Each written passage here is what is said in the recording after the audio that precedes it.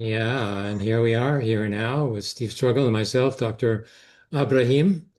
And this is a weekly critical analysis that we put together from all of our ongoing research and following the news, the real news, and not the news that's covered in the commercial heritage. What do they call it? Heritage media or something like that. Legacy media. Yeah, that's supposed to be, like the most honest media, the most truthful media, the most comprehensive Well, media. wait, Well, hold. That media puts Donald Trump's new hairpiece as a leading story. oh, it's got a new hairpiece.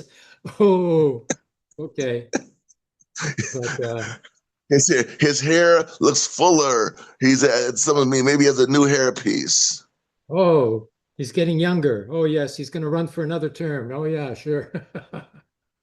Woo! I tell you, man, when that becomes the leading story in the society, you're in freaking bad shape, dude. Let me tell you right now. Oh yeah. Yeah, from the video that You're you sent on Threads that I saw the guy walking around the street, with a gun, and then the police coming to uh, terrorize the protesters. Wow, no, that's what's happening in the he US? yeah, he is a that's been happening in LA for months. There have been months of protests at the detention center in downtown LA, lower downtown LA, and this guy is obviously a federal agent or somebody dealing with ICE, Border Patrol, Homeland Security, private somebody with that group. And I mean, I wish we could show the video. It's just ridiculous. He's Hmm. running around with a pistol, pulling it on people. I mean, he ought to be happy somebody didn't gang up on him trying to get this gun from him. He was acting like he was a gangster, like I got my suit Yeah, on. I'm out. that's You know, he was, that's provocation, like if somebody does try to take the gun away from him, then he uses that as an excuse, to kill them. Yeah. right, right. Yeah, that, Yeah, but in Palestine, there was a guy who came down to a demonstration of ours at a Bedouin village with a gun in the back of his belt. And, he had his shirt, hanging over his belt, so I figured he was hiding something. So I lifted up his shirt and there was his gun, So, we were all trying to sort of push him back, to get out, from the area. And, so, like I was just curious, and I touched the gun to see, like if it could be anyway. So this guy complained to the a military officer who came, saying that I had tried to disarm him, and that military officer tried to get me arrested right then and there. And he sent two of his women soldiers to try to take me down, including an Ethiopian. And I tried to get away, because they weren't even on official Israeli land, like it was a Bedouin village. And so they chased me down. I fell on the rocky hill, and I waited for a Palestinian ambulance to take me away. And finally, I got away. But the next day, they caught up with me at another demonstration, and they detained us, for 26 hours. Oh my, wow, wow, yeah, that's terrible. That's terrible. Wow. yeah. Let's see now. I've got to stop. This is Russia Today is no. Uh, Press TV from Iran is sort of starting up automatically here. I'll just put it to sleep for a while. Yeah, there it is. The plan. The movement called for a clear timeline to implement the second phase, yeah, including a complete ceasefire, a full occupation forces withdrawal, opening of all crossings. Oh, yes, this is the new agreement, with for the Palestinians, which includes Hamas handing over its arms, to a Palestinian government and police force, and then Israel is supposed to withdraw its troops. But Netanyahu has Oh, already decided that he's may I opposed. please? He's not agreeable to this. He's not going to do it. Okay. Well, can I please say something about this? I mean, Okay, I always have a disclaimer. I'm not a member of Hamas. I'm not a member of Islamic Jihad, Liberation of Palestine. I'm What? not a member of these Oh, of these how we different over? groups. Oh yeah. Oh, Hello. funniest thing, All they right. always, like even when I was protesting in the Jewish community here, they were saying, "Oh, you're a member of Hamas." I said, "Really? I'm Jewish. Do you realize Hamas is Muslim? How could I be a member?" Oh, it's But my point though is we're having these imposed settlements or agreements. You're seeing in Lebanon is the worst example, where Hezbollah is not a party to these agreements, yet their disarmament is being discussed by Israel, Lebanon, the United States, and here we have in Palestine these agreements that have been made with the Board of Peace. I mean, this is not good. I yeah, mean, I'm just going to condemn it, not because I want to condemn somebody, but I want to just warn our brothers and sisters around the world. When you get in the water and the alligator is there with you, he's going to bite you. yeah, Okay? No, they're going to bite you and take your leg off and your arm and try and kill you. In the same way, this new agreement with you have this agreement Saudi Arabia, Pakistan, Turkey forming some military alliance to support each other, like a semi NATO. Now, I just want to say this and I have respect. I have respect. Um, the according to the news could be wrong. Brother Karachi from Palestine, I mean from Iran, was saying this is a good thing. Dude, they're gonna come after you next. This all is about attacking Iran and attacking Yemen. All these alliances. Don't think they're gonna not attack you. The second you send another missile to Saudi Arabia, they're going to attack you. So please, brothers and sisters out here, I know you have to deal with the real world. You have to make alliances and negotiations and agreements that you know are going to fail. But never forget that the United States and its allies are alligators in the water. They have no intention of being nice to you ever, and Israel too. That's all I gotta say, man. I just want to say that because this yeah, bothers me that all these agreements, people are signing these agreements, and it's a great and the ultimate end, Israel will not withdraw. When have they kept any agreement with somebody who they want to subject to? When has the United States kept any agreement with their subjects? They don't. They don't even keep agreements with each other, let alone their subjects. So yeah, be careful. So I'm just saying, I understand you're in a situation. I understand you're in a situation. I got that. But the person you're signing with or agreeing with does not have your interest at heart. yeah, So prepare for the battle because it's coming. yeah, Hezbollah, prepare for the battle. It's coming. yeah. Anybody in Palestine, the battle's coming. The West Bank is coming. The Yeah. battle's coming to subjugate you. Mhm. I'm sorry. I gotta say, guys, it bothers me. I don't hear anybody saying this. The subjugation is coming. That's why they have these agreements to subjugate you. Yeah. Of course, I see fighting right now is Hamas.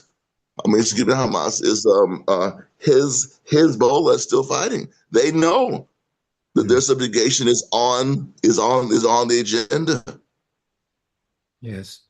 The Yeah, parallel it is is. with Lebanon in 1982. Yes, There, yes. where the Fatah under Arafat agreed to disarm, and they left for Tunisia, and 5,000 soldiers left the Palestinian refugees behind with a promise from the United States of America Oh, no that they would be promise. protected against the local fascist forces called the Phalangists, who were That's allies of right. Israel. Okay, so That's Israel right. surrounded the camps, facilitated the entry of the Phalangist forces, plotted beforehand with Hobeki of the Phalangists and the General Sharon of Israel, and they massacred 3,000 Palestinians in 3 days. That's 1,000 a day. You know, Yeah, so that's because Fatah disarmed. Hamas right. cannot disarm to the Zionist state of Israel, the Zionist terrorist state of Israel? There No. is a grave error, Would be a irrespective great of thing. irrespective of ideological and political differences with or disagreements with Hamas, to disarm with Israel. Hmm. Come on, come on, come on, Yeah. come on. That's just not smart. That's not smart at all. I mean, I'm sorry. Just go down. Just go down. Just go down in the fight. And fight like the brothers and sisters that you are. But the disarm is not smart. Because Yeah. once you give it up, you're not going to get it back. That's what's so peculiar about this agreement, because it's not clear who or what Hamas is expected or Hamas has agreed to hand over its arms to. Okay. Supposedly, Hamas has refused to disarm. What they've agreed to is to put their arms into storage under a Palestinian Authority and to be protected by a force composed of both Turkey and Egypt. That's what Hamas has That, agreed to. that's not Israel going has to not happen. agreed to this. And Israel will never agree to it because they want them all dead. Yeah. And Of they want them course. all dead or gone. Okay. They're Yeah, making it so dead miserable or in gone. Gaza. They want everybody, to leave so that they can take over the land for security reasons. And also, there happens to be 1.3 trillion cubic feet of gas, natural gas, offshore Gaza underneath the Mediterranean Sea, which is worth, up to $35 billion. That's rather convenient, to get your hands on that if the Palestinians are forced to leave Gaza, because then, the gas belongs to whoever occupies that strip of land, right? So, That's that's right. what's in play here. Yeah. Now, unfortunately, life is so miserable for the Gazans, that 80%, according to an Israeli poll, 80% of the Palestinians in Gaza want to leave. So they could, try to pull it off still. They could still, pull off a victory here if they get the Palestinians to leave and if there's another country that's willing to take them. And then some of the good doers, like the rad libs, so-called, here in the municipality of Montreal, Quebec, Canada here, they were sort of trying to look good, to the Palestinians, and they said that they would accept Palestinian refugees here as sanctuary. Well, that's the Zionist strategy, and they thought that they were being pro-Palestinian. So, I pointed this out to them that they weren't really offering aid to the Palestinians into Gaza, by offering to take them out of But, Gaza, wait, but wait, they wait, didn't wait. listen to me, I'm just, I'm not to be listened to, because I don't know why, how many Yeah. prejudices are there? They're all sort of applicable in my case, so Right, right, yeah, yeah, yeah. But I'm saying even for our Palestinian brothers and sisters who want to leave, I just want to kind of make a point here. When you get here, there will be no ice cream and there will be no ice cream sundaes for you. yeah, There will be no McDonald's. No, there will not be. Expect Nice. I'm not saying this will happen, but expect to be beaten like that woman was beaten in Moncton, New Brunswick 3 weeks ago. yeah, Expect that. You should yeah, expect that because the vileness that I have heard come out of some Canadians' mouths towards immigrants, it matches or is worse than what I've heard in the United States. Just yeah. outright racist comments, Mm. disgusting villain, and they feel they have the right to do it because I'm a citizen and you're not, and I don't want you here and all the insults. I'm not saying you don't have a right to take off if you want to leave, but just consider that you will not be welcomed with open arms. No, you will not. Yeah. I'm just don't you will not be. Don't maybe in Spain, maybe in some countries, yes. Mm. Be careful where you pick to go. Yeah. Because this lady in Montreal in Moncton was beaten like a dog. There's Mm. yet to be not one charge, bro, for almost 4 weeks later. Yeah. A videotape assault by racist, anti-Islamist people in New Brunswick openly on a Friday or Saturday afternoon, Mm. videotaped. So that I hate to say it, but I want my brothers and sisters in Palestine to listen to me carefully. If you come here, you should expect sometime in your life to be treated like that. And that's something that, maybe you're better off staying where you are and fighting for your rights. That's all I gotta say. But if you choose to come, you will not be given the open arms will just be when you get off the airport and they may give you some applause. That's it. You're on your own. Yeah. So It's the I same just have to problem, say the Anglo-Saxon domination in English Canada, and the same thing in Quebec, with the liberal French bourgeoisie's domination here. They each want to maintain their dominance, by having a demographic majority.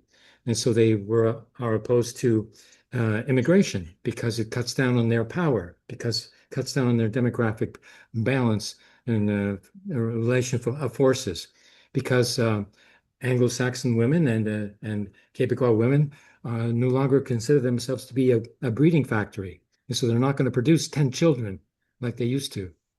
So, the administration, they want, to maintain their control demographically, and they're opposing migration for that purpose. That's, basically the reason the United States of America as well, because the white American population is on the verge of losing its majority control over the demographic balance there. Same thing in English Canada. The Anglo-Saxons are not, they're not getting Anglo-Saxon immigrants, and Quebec, they're not getting, the brain drain from France, that they might expect. No, it's not working. They're getting, and even in Quebec, they're getting francophone immigrants because Quebec wants francophones. Okay, they're getting francophone immigrants from Cameroon, Africa, from Algeria, all and speaking better French than the Quebecois speak French. But now they cut down the immigration to Quebec, from 60,000 to 40,000. Yeah, because they don't want them, wow. even though they need the work. They need the workers, but they're still willing to, to deny themselves, what they actually need themselves. Yeah. So I'm sorry. I'm sorry. Problem here. Yeah. I'm sorry I brought that up, but I just want to I had to make that point because I'm concerned about what I'm hearing, and I hear very little pushback. Outside until you're done. Just a moment.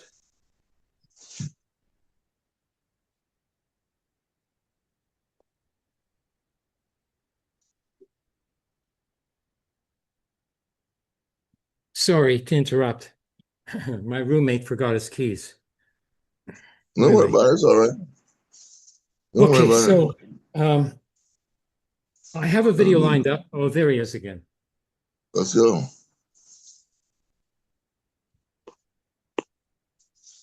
Don't bug me like that.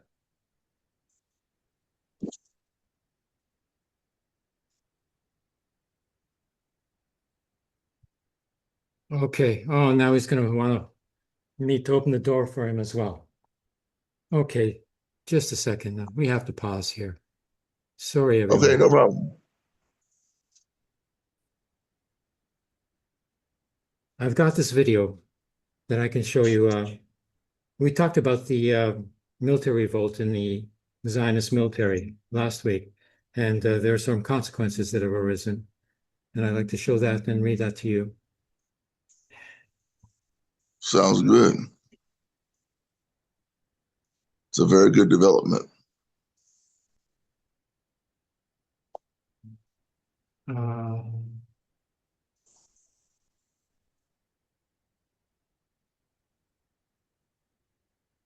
I'm not sure if this is it. Oh, let's see.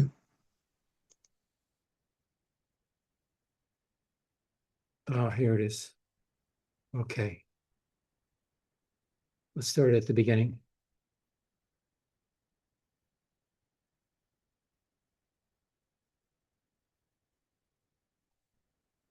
Mutiny strikes the Israeli army. Soldiers leave their military posts in secrecy. Leaked photos expose the incident. 100 Israeli soldiers leave the field, chanting incendiary songs against officers after they threw their weapons aside and fled south. Photos and videos spread on social media, sparking widespread controversy. So what happened? According to Hebrew media, the soldiers are from the Zabor battalion of the Givati Brigade. Their withdrawal led to taking the battalion out of operational readiness, even though it was preparing to join military operations in Gaza in the coming period. The mutiny occurred due to attempts by veteran fighters to impose certain behaviors on the soldiers, what they considered stubbornness against them. It ignited the dispute that ended with their departure, as reported by Maariv newspaper citing an Israeli military source. But the soldiers' families protested. As soon as they learned what happened, this prompted the battalion command to try to absorb the crisis and confirm their return, claiming they withdrew due to social pressures, not practices, within their military bases.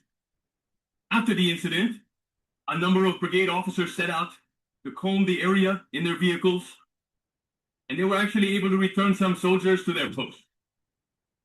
The Israeli army then issued a statement asserting that the incident does not align with the values of the Israeli army and that it will be subject to a full comprehensive investigation.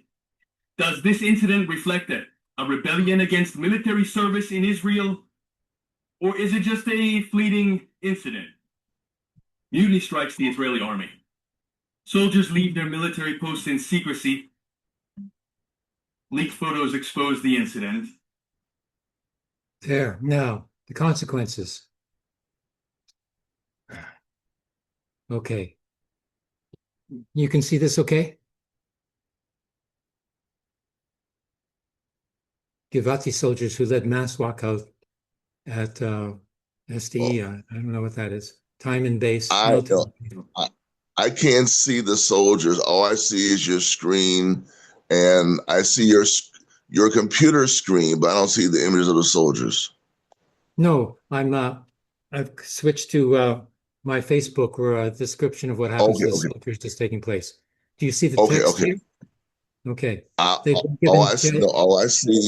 I see, Abraham, is your computer screen with Zoom on it. I don't see anything else. Okay, so I have to go back and unshare this wherever it is. Okay. All right.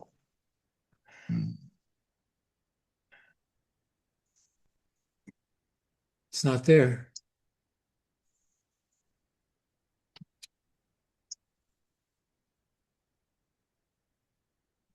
Okay, back here now.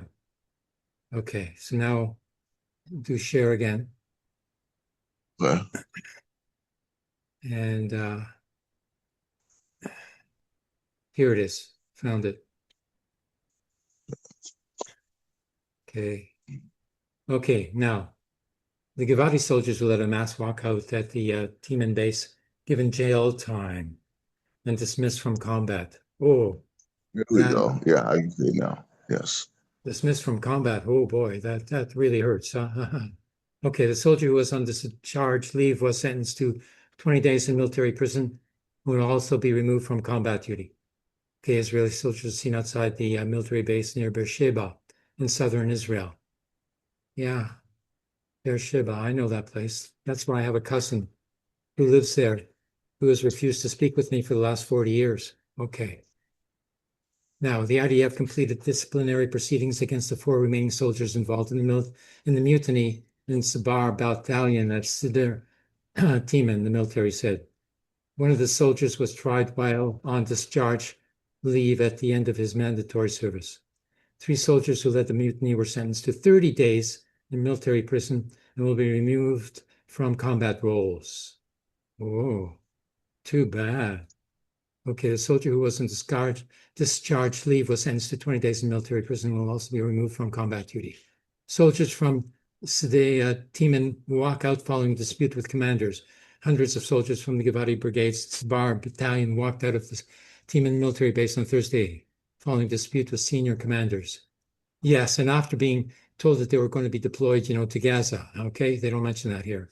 According to soldiers in the brigade, senior commanders decided to remove insignias that had been displayed in the battalion's companies with the battalion commander reportedly insisting that the insignias be removed despite the opposition from the soldiers.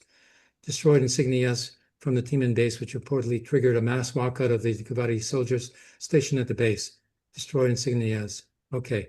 When the two sides failed to reach an agreement, the soldiers left their unit and walked out of their base. One of the commanders used a 5-kilogram hammer to destroy one of the insignias. One of the people serving on the unit told Walla.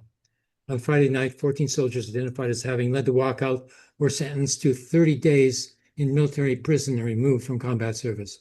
2 additional soldiers, also considered among the leaders of the incident, returned to the base only later that night, will face disciplinary proceedings at a later date.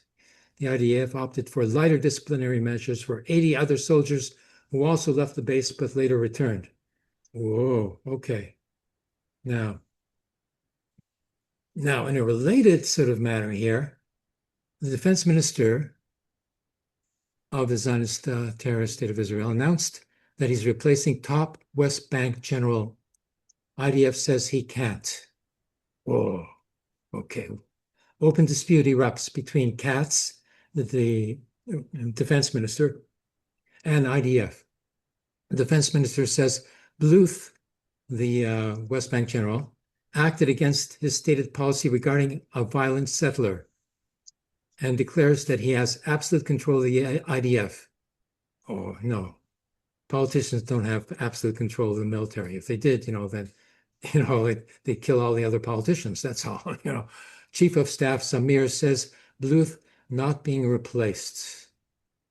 Aha. So the Chief of Staff refuses to accept the defense minister's proclamation. Opposition leaders denounced the government for acting against its soldiers. Okay, what does this mean, acting against the soldiers? It's because, the regarding about, and he was absolute control, acting regarding a violent settler. So what happened evidently is that they must have arrested a violent settler. The military arrested a violent settler. And the Minister of Defense, doesn't want the violent settler to be arrested by the military, which is supposed to be keeping the peace there. They call themselves Kogath in the West Bank, and they call themselves a military force for coexistence, Kogath, So they stopped, violent settler from being violent, and then the minister, wants to dismiss the general who allowed it to happen. Well, that's not the way it's supposed to work. Okay, now how do I get back?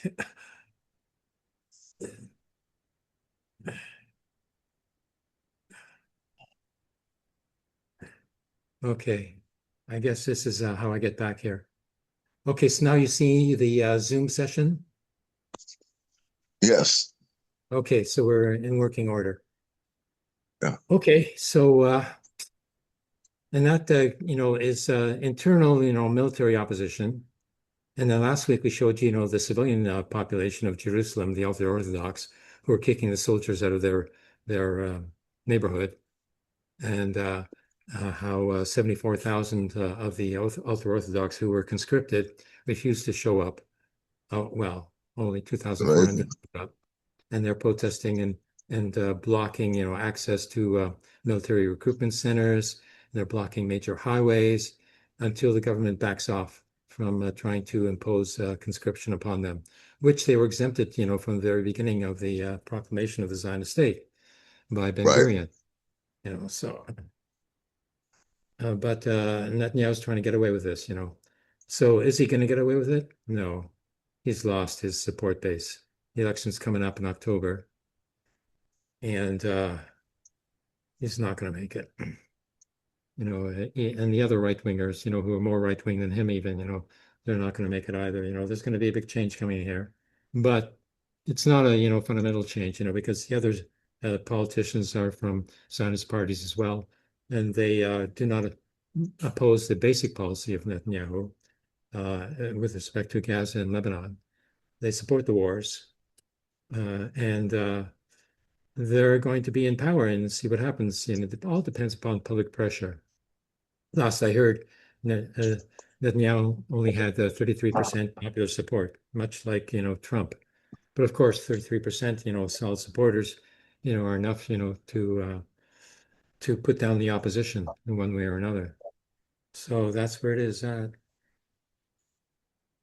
and that's where I want to go. Okay. So what is the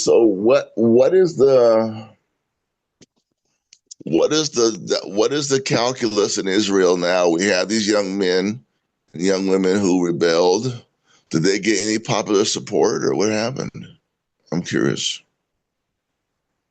Uh, Yeah. not that I've seen. Well, I would like to know, like, I mean, I kind of doubt there'll be any demonstrations supporting them. I doubt that, but still, I mean, have any groups made statements supporting them or calling for their release or dropping their charges against them? Just curious. Well, the Israeli secular leftists, protesters, they're not sort of, very strategic. They don't know what they're doing, because one, the refuseniks, who oppose military conscription. Do they support the Yes. ultra-Orthodox, who refuse conscription? No. You know, and they're much greater, than the dozen or so who refuse conscription every year graduating from high school. But they make a big deal of, 12 high school students who refuse conscription. Meanwhile, 74,000 ultra-Orthodox are not, Okay. getting conscripted. But do they mention that? Do they support them? Do they join them in their protests? No, because they're Okay. secularists and they consider, ultra-Orthodox to be reactionary, even though they're not. Like it's a, Well, it's very, ideological. So, it's useless. The Israeli left, and also, like B'Tselem, they use Zionist language to oppose Zionism. For instance, they talk about, like the Zionist occupation of the West Bank as being Jewish supremacy. Why? Because the Zionists claim to be acting on behalf of the Jewish people. Are they? No. Not even the majority of right. the Jewish people live there. Well, yeah, But and B'Tselem, that's why I'm asking. That's why I'm asking that because this channel has been in the avant garde in a sense of showing solidarity to any Israeli who opposes it, whether they be soldiers, whether they be Orthodox, whatever their orientation. We don't care if they're opposed to the occupation, if they're opposed to the genocide in Gaza, if they're opposed to the West Bank horrors, then this channel supports them. I think that puts us in a very unique position as far as those who are taking a progressive, really a revolutionary stance in this situation. That's why I asked that question because yeah, this channel has been in the forefront of acknowledging especially within Israel, acknowledging that there is an anti-Zionist, there's a movement against the oppression of the Palestinians. There's a movement against that within Israel, and we have to support it. yeah. But they have to support, the ultra-Orthodox as well, but they refuse to. Yeah, And yeah. they never Well, have that's joint what I'm saying. demonstrations. If they had a joint Right. demonstration, it would be, 3 times as big as it is now. Like, Yeah, but they don't want yeah, and to. that. Yeah. Yeah. Well, like I said, that kind of if we want a united front, then we have to have a united front at least of those who we can politically stay on the same state. If for some reason that we can't stand the stage with them, that's one thing. But at this point within Israel, I don't see any Ben Gvir supporters opposing the genocide in Gaza, are they? No. Okay. So these young women and young men have to be supported, period. And that's why we're sharing this information with you all on here and now. So you can know what's really going on in Israel. We should not have a position that all the Israelis are want to kill Palestinians. Many of them may, but all do not. We Yeah. should not make statements like that. We can't say that because it's not true. And these young women and men who are in prison, I wish there was some way we could write them or show them some solidarity. But the best we can do right now is spread the word on this channel. Yeah. Yeah. And of course, the support for the warmongering class there, is diminishing. So, um, yeah, I have to get there, and do something about that. Like, You will. You will. yeah. You will. Yeah. Well, I'll have further information about that later on. Very good. Yeah. Okay. I think that's about wraps it up for today. Of course, the war continuing over Ukraine, but Russia has pretty well cleared that up. They're not advancing into the Ukraine proper now, even though they have 100% control over Lugansk and probably 90% control over Donetsk. But once they reach the border, they stop. And this Right. proves the lie to the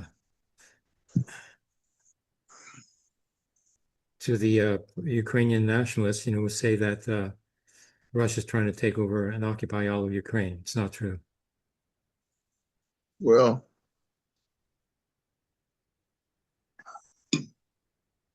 if Russia wanted to do that, they would be doing that, and they're not doing that. So, Yeah. war is very. One thing about war is war is a very interesting way of expressing politics. It shows what you want to do. There's no two faces about war. Wherever you attack, that shows you what you're going after politically. Yeah. And Russia is not trying to take over. No, they're not. I mean, the situation could change, and they may have to take that up as a goal. But right now, the goal is the liberation of those four oblasts, possibly a few more, but at least those four oblasts. And you're right. That's been the strategy. Mm-hmm. Whereas the NATO via the United States, the UK, and Ukraine, their strategy is to bring, with the use of these missiles that they're getting. The missiles just came. I think they came from. I just read this morning. Some country gave them some missiles. I think Turkey gave them some missiles. That's why I'm concerned about Turkey. Russia having Turkey. Turkey is an ally. Your ally does not sell your enemy weapons. They're not your ally, right? Right. Anyway, but yeah, you're right. You're right, brother. Yeah. I'm good. Okay. So, but the thing is, Ukraine is attacking Russia. It's not attacking the front. No, they've given up. Right. Yes.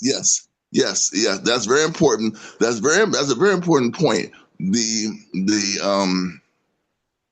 NATO, the US, and UK have decided to at least change their trajectory of their attack, because on the ground, they ain't nothing happening for Ukraine, for NATO right now. On the ground, no, you're right.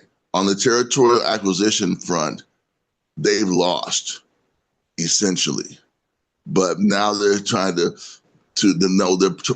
focus now is to use asymmetric warfare in the Black Sea to attack ships. And I think somebody's gone to the ICC about that. They attacked some food, and this country's already filed ICC charges of crime against humanity against Ukraine. So this may come to an end, because you see, Ukraine is a pirate state.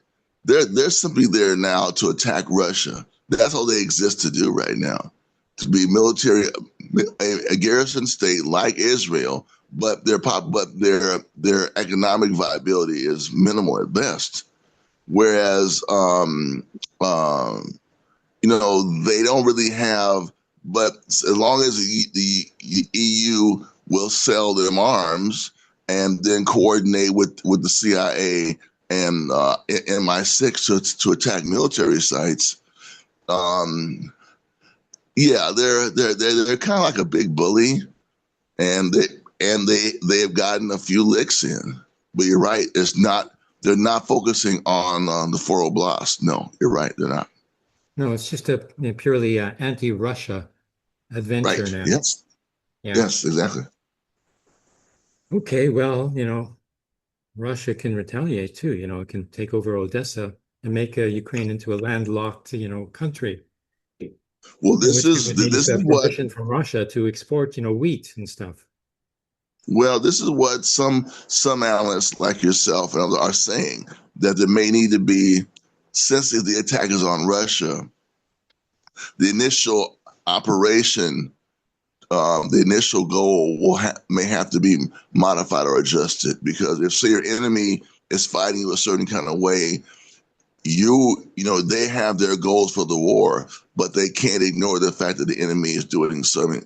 It's carrying out the war differently now. Yeah. And If the war is expanding, then the war expands. That's the way right it is. then, right then the war expands. Right, exactly. Yeah. Hmm. Okay, so that's that on Ukraine. Uh, what else? Who knows what's happening in the world, because we don't hear a lot about things, like happening in parts of the world that are in revolutionary transformation, like Bangladesh. I don't hear anything about that. We don't hear much about Africa. Like it's very difficult to get real information for the entire Yeah, world. yeah, that's true. Real information is hard to get. Um, yeah, real. I mean,